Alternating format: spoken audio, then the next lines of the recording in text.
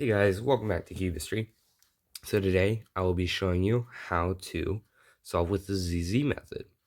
So ZZ is a very unconventional method, so that's why I need to teach it, because you're probably not going to know what it is until you see this video, if you do see this video, which I guess you are if you're watching it now. But this video is only made for people who know Tuluk Olo, at least the second half of it, because all your edges will be facing up at the end, and at least Tuluk PLO. And yeah, I'm not very good at the ZZ method. I just use the beginner version of it. So yeah, this is the beginner version of the ZZ method. Nothing fancy. But so the first step would be to find these misoriented edges, and I'll explain what that means later. And 6. Okay, so I have them all pointed out here, and you won't see what that means unless you already know what the ZZ method is. And if it is, then I don't know where you're watching this, but then I would solve those edges.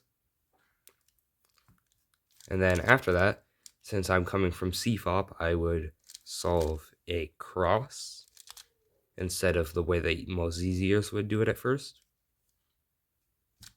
And then I can solve F2L. Yeah, not very good. I don't know if that was an efficient solution for that pair.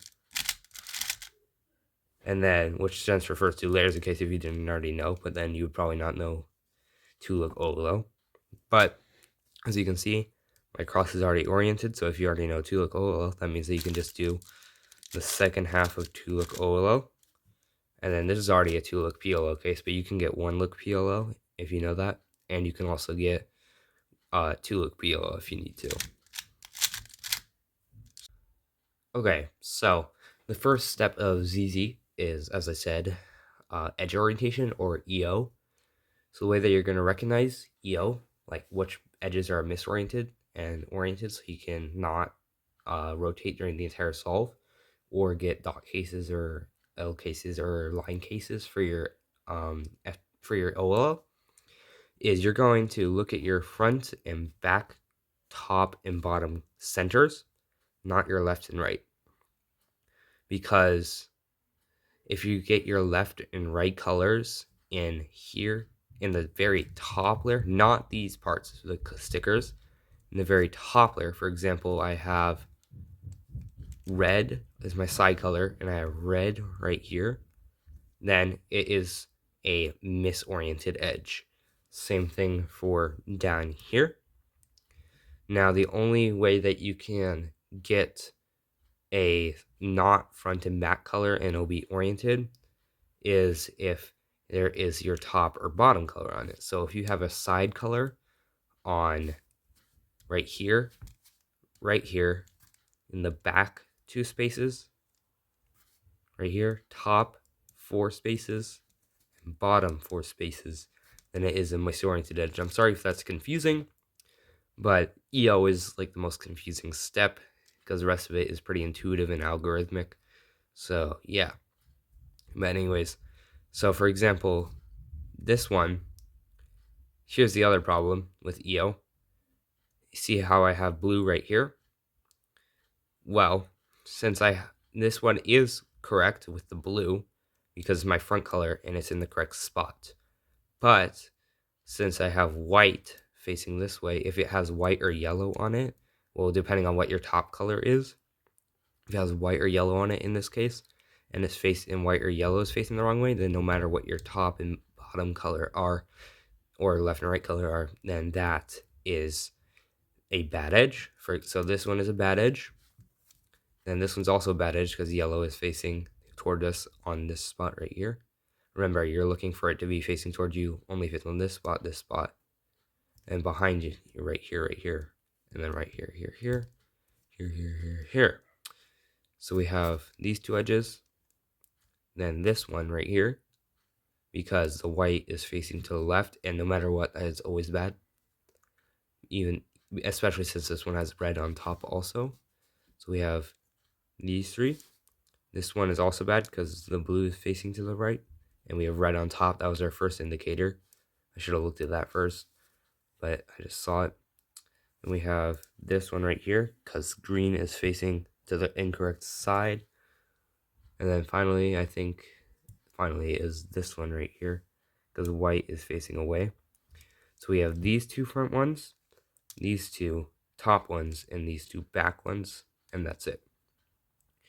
So what we can do is, to solve all of the misoriented edges, intuitively, what we're going to do is we're going to bring 4 misoriented edges onto the front, and watch this. So if we have 4 misoriented edges on the front without doing a front or a back move, when we turn the front, this one is facing us on the correct side now. So it's correct. This one's facing us on the correct side now. That's correct. This one is green facing us, but it has white on top, so that overrides it. So that one's correct. And this one has green facing this one, which was also a correct position. If you need to figure out what all the correct positions are and you forgot already, which I don't blame you, I did go pretty fast, then you can go ahead and go back in the video. So all of these 4 are correct now. Now you can just do that over and over again until you have 0 left, which is good. Just make sure you don't do a front or back move after that, or until you have 2 left, which in my case I have 2 left. I have this one right here, and I have this one right here. If you have 2 left, what you want to do is you're going to put one of them in the front position right here. As long as you're not doing a front or back move, it's fine.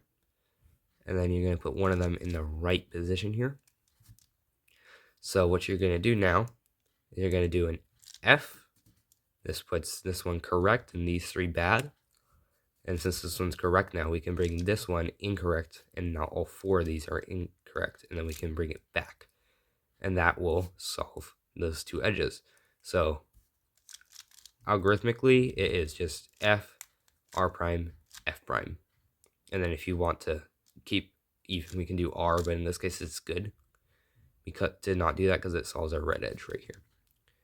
I'm sorry if that was confusing. Again, it's the most confusing step, so I feel like the rest of this tutorial might be pretty good, but if you can't figure that out, then go ahead and go to another tutorial. I'm not stopping you from visiting another channel. I'm not that good of a video maker yet, but next what you're going to do is solve the cross. If you're coming from CFOP, you'll know how to do that. And I'm assuming you are. Sorry, all RU users and all the other unconventional methods.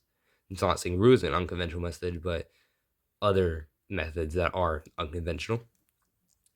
But so what we're going to do is just solve the cross. Again, assuming you're coming from CFOP, which if you aren't, then just know that these 4 pieces will be solved, but you also have to have these pieces, in case you didn't know that, which you probably did because you are a cube solver if you're watching this video and staying here. But next you're going to do F2L again, CFOP solvers only, pretty much. So solve this slot, and notice while I'm doing it, I won't have to rotate once. So then we can solve this slot right here. That slot, and then finally that slot. So all stuff that CFOPers know. And if you don't know it and you want to switch to ZZ, in the future, I'll be making videos about cross F2L. And then you can go find OLL and PLL out. If you want to do ZZ, then you only need 2 look OLL. But you will need 1 look PLL if you want to get fast, but you can also use 2 look PLL. So after you solve that, just again, it's just a normal CFOP solve now, except there's no rotations, and cross will always be solved on the yellow side in the very end. R perm there, and it's solved. So really, if you're a CFOP solver, all you have to learn is EL. If you are a RU or any other method solver that does not have cross and F2L and OLL PLL, which no other method would have all of that, I'm guessing, because other than, well, ZZ, because it's CFOP, which that's literally what CFOP stands for, cross F2L OLL PLL. So if you don't know that, remember in the future I'm going to be coming out with videos for that. But if you don't want to wait, of course, then go ahead, go to another channel, and see you guys next time. I'm out.